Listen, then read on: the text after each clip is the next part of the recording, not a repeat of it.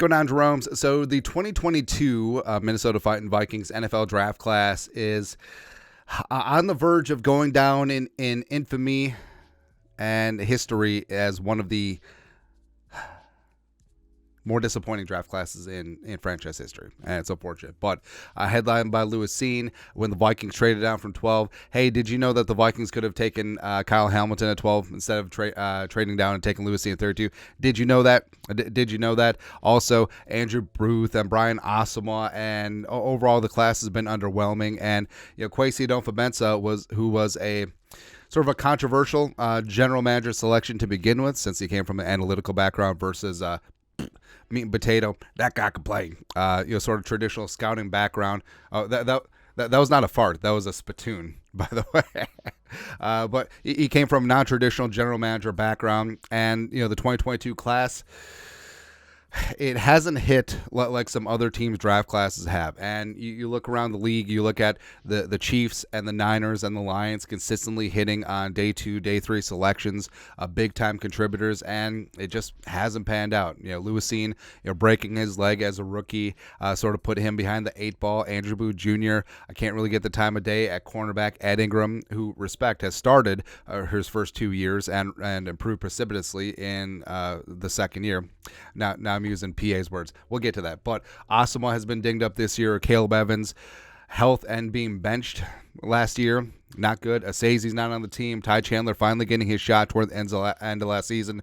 Badarian Lowe's been traded to the Patriots. Jalen Naylor can't stay healthy. And Nick Muse, great at chugging beer. And also he had a nice catch this season. But other than that, and Paul Allen, PA on the mic, 9 to noon on KFAN with his guy Florio. That's not a thermos, but PA.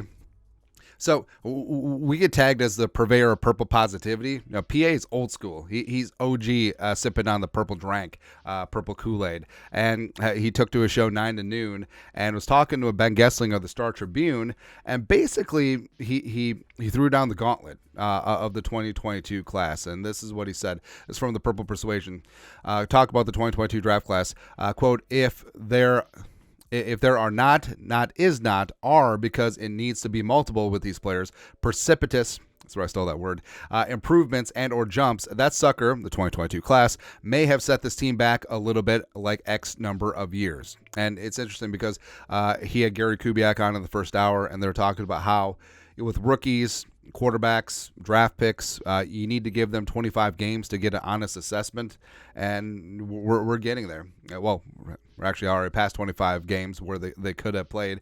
And then Gessling, it's interesting, Gessling carried on, it's like, hey, Brian Flores, he is a guy, he's a New Yorker, he's going to tell you what he thinks, and he has demands. Like, it's about winning now. It's not about, hey, let's develop. Flores wasn't around for the 2022 draft class, so he has really no ties or skin in the game with them. And also, he's a New Yorker. He's going to be blunt. Gessling talked about he's not going to be Minnesota and try to be nice with everyone. Which is hilarious. And I do feel like a lot of the criticisms are valid. And it's unfortunate because this was Kwesi's first draft class, and with the Vikings having to part ways with a lot of high-priced veterans and a bit tight against the salary cap, you need to start hitting on these draft picks, and we'll see. Like, heading to year 3, it's not looking good. Now, is it as bad as the 2016 draft class, which was the absolute nut low in recent memory, and also one of the reasons why Ricky Spielman is no longer the GM of the Vikings? Yes, we're starting to get there. But, 2016, Treadwell, Treadwell was taken because Thielen hadn't become Thielen yet, Diggs hadn't become Diggs yet. So I sort of understand that, but he never got above wide receiver 4 on this team. Mack was fine for a stretch. He was really bad the second time, but good the first time around. Willie Beavers was a disaster pick. Kentrell Brothers was a fine special teams linebacker, but so Vikings find backup and special teams linebackers in the 5th round, whereas the Niners find Dre Greenlaw.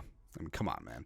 And then Moritz Behringer, where this was such a stupid pick because this was obviously a PR pick because Behringer played for the Schwäbisch Unicorns in like the German rec league, whatever, and he had a big he was a Vikings fan. He had a Vikings hat on. During the draft, Mike Mayock was talking to him. Hey, who do you want to play for? Well, playing for the Vikings, yeah, would be good, yeah.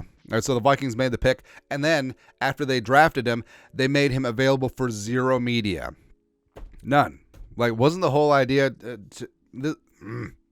still frustrates me. David Morgan's my guy, man. UTSA Roadrunners, but just that knee could not stay healthy. Weatherly was fine for a while. Jaron Kearse was better with the Cowboys. So, yeah. But, yeah, the 2016 was just not a good draft class. Now, it's eased by the fact that the 2015 draft class was so good. I mean, Trey Waynes in the first round was fine for a while, but then you had Kendricks in the second round, you had Daniil in the third round, you had Stephon Diggs in the fifth round, so that sort of took the sting out of the 2016 class. But the 2022 class, they don't really have that. And the 2023 class, you got Addison, you got Ivan Pace Jr. We'll see about the rest. But could this class pull a zombie and get off out of the mat? Undertaker style, maybe. Like if Harrison Smith retires or is cut, I do think that Lewis Cine fills in that role, the Harrison Smith role. I think that Flores will still play multiple safeties, and the whole thing about Cine is that the broken leg definitely put him behind the eight ball, and I feel like him even playing last year was a bit of a bonus, right? And also it's a numbers game where, hey, Theo Jackson, hey, carry on my J-word son, were playing really good special teams ahead of Lewis Cine, so they shouldn't have to sit just because Cine was a first-round pick. So I respect Flores running the defense like that. I respect Coach Matt Daniels running special teams like that. There you go. Booth Jr., I mean, the Vikings had significant depth problems at cornerback, and Evans was concussed multiple times as a rookie, and then he got benched 7 times. 7 times in his second season. And I think that he does have the traits to do well in Flores' scheme, but Flores broke no BS. And if you're not playing up to his standard, you are going to sit. And I respect the hell out of that with Flores. And Booth couldn't get on the field. Blackman, I do think does have a higher ceiling than both of these guys. And yes, Blackman was a third-round pick last year, where Flores was involved in the draft and scouting process. Ed Ingram, I mean, he developed nicely in year 2. Can he go further in year 3 and beyond? Asazi's gone. Vadarian Lowe's gone. Ty Chandler. I do think that Ty Chandler could be RB1, except why couldn't he get on the field? Why couldn't he get the time of day when the running back room was struggling so mightily with Madison and, after Cam Akers got hurt? Chandler finally got his shot and looked really damn good. Does need to work on pass protection. Maybe becoming a little bit more of a complete receiver. Like, he's great leaking out of the backfield, but can he add to that route tree? That's something to work on. Jalen Naylor, I want to believe, but he can't stay healthy. And also the fact that he was in concussion protocol for about 2 months. That's really concerning. And Nick Muse, Muse could step up because Hawkinson might be on ice for the start of the season, and depending on what happens with Johnny Munt, who's a free agent, and Josh Oliver is clearly the tight end to the blocking tight end. Maybe there's an opportunity there, but yeah, things aren't looking great, and it could be a spot where maybe Booth and Evans get their ish together and they contribute /start/ are at least in the rotation at corner.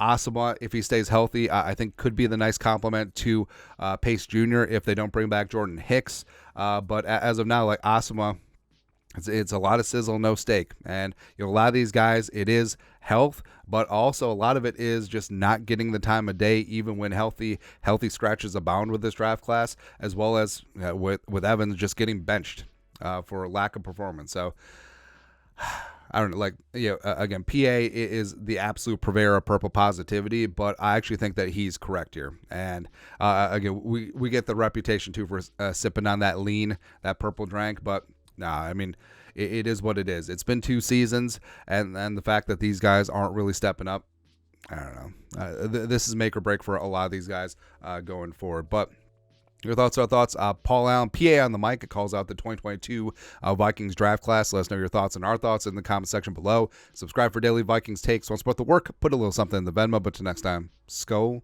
Production Value.